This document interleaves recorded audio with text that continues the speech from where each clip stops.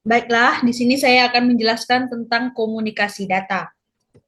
Nah, dalam pembahasan ini saya memiliki dua subjudul. Yang pertama, pengertian komunikasi data dan komponen komunikasi data. Yang pertama itu pengertian komunikasi data akan membahas apa itu komunikasi data, pengertiannya dan maksud dari komunikasi data. Yang kedua yaitu komponen komunikasi data, di mana saya akan membahas apa saja komponen-komponen yang digunakan dalam komunikasi data. Yang pertama yaitu pengertian komunikasi data. Apa itu komunikasi data? Komunikasi sendiri memiliki arti yaitu berbicara atau bertukar informasi.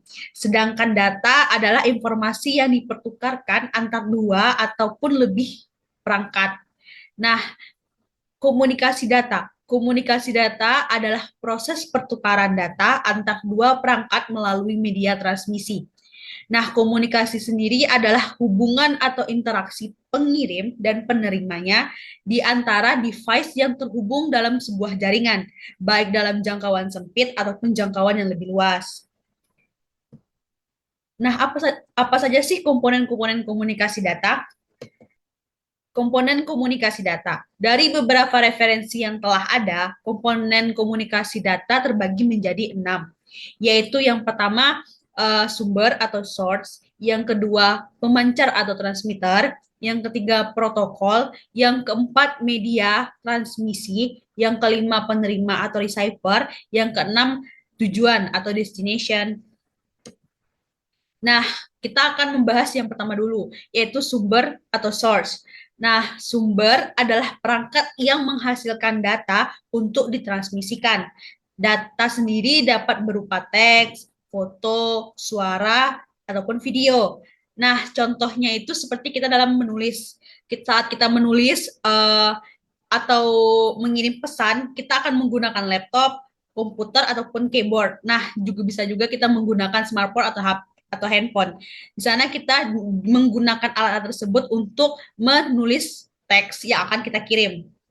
Nah, yang kedua yaitu pemancar atau transmitter. Pemancar atau transmitter adalah perangkat yang berfungsi untuk mengubah informasi seperti suara, gambar, data, ataupun semua data-data yang kita terima dari sumber menjadi sinyal elektromagnetik. Nah, pemancar ini memiliki peran dalam komunikasi jarak jauh. Saat kita jarak jauh, kita membutuhkan pemancar ini untuk berkomunikasi satu sama lain. Nah, contohnya seperti radio PM, televisi, ataupun router WiFi. Nah, yang ketiga, protokol. Protokol sendiri memiliki pengertian yaitu aturan yang disepakati para pelaku komunikasi tentang bagaimana komunikasi itu akan dijalankan. Nah, dari protokol-protokol tersebut terdapat beberapa macam protokol. Yang pertama yaitu OSI layer model. Yang kedua yaitu TCP/IP model. Nah, protokol ini dibutuhkan untuk berbagai perangkat dapat berkomunikasi satu sama lain. Tanpa ada itu, data yang telah dapat tadi tidak akan bisa diproses satu sama lain jika tidak menggunakan protokol. Oke, yang keempat yaitu media transmisi. Nah, media transmisi ini adalah suatu jalur transmisi tunggal ataupun jaringan transmisi kompleks yang digunakan untuk menghubungkan sumber dan sistem tujuannya. Media transmisi ini memiliki berbagai jenis. Nah, salah satunya yaitu kabel atau wireline dan yang kedua yaitu nirkabel atau wireless atau yang tanpa kabel dan menggunakan kabel seperti telepon telepon seluler ataupun telepon yang menggunakan kabel, telepon analog. Sistem transmisi data ini memiliki 3 jalur dalam pengiriman data antara si pengirim dan si penerima. Yang pertama yaitu simplex, di mana alur transmisi data dikirim dalam satu arah dan tidak dapat mengirim data kembali.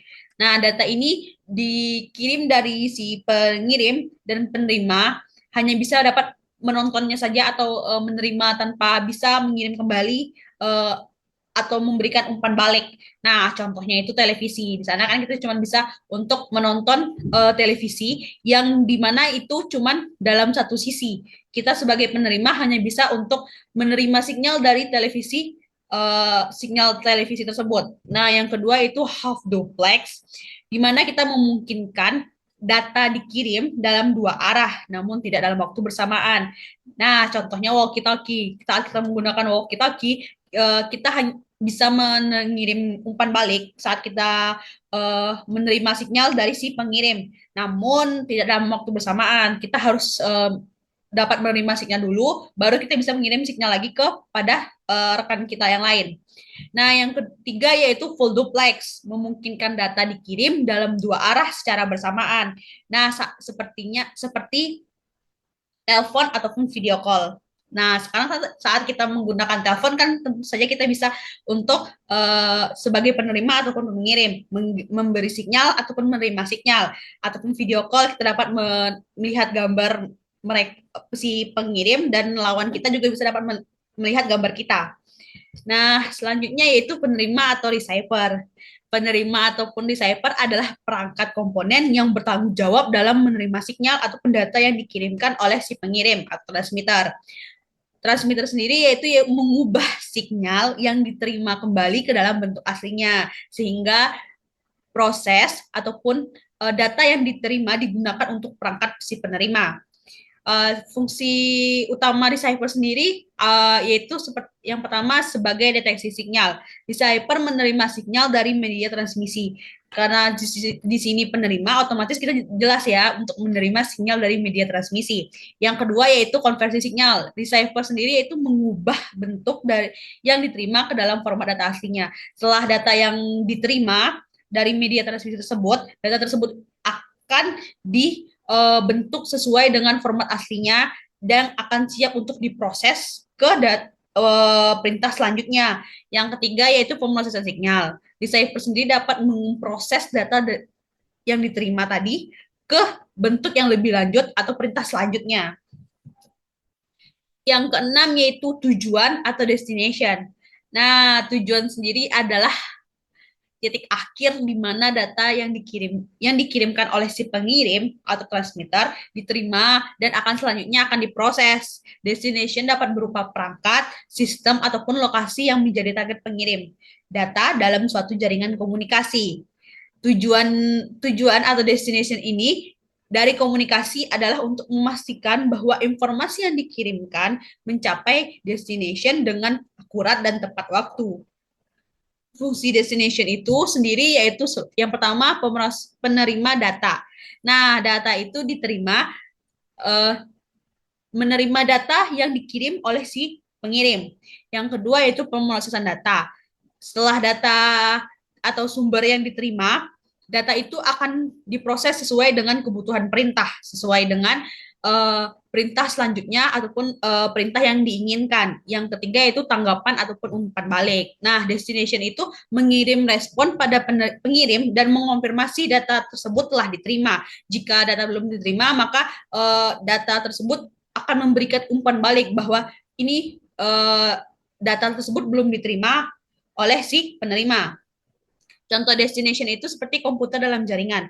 Komputer ini yang memiliki jaringan Wi-Fi ataupun jaringan dapat menerima sebagai tujuan. Yang kedua yaitu server web. Yang ketiga smartphone dalam komunikasi seluler. Yang ketiga printer dalam jaringan. Oke, itulah penjelasan saya tentang komunikasi data. Jika ada kata-kata yang salah saya mohon maaf. Sekian dan terima kasih.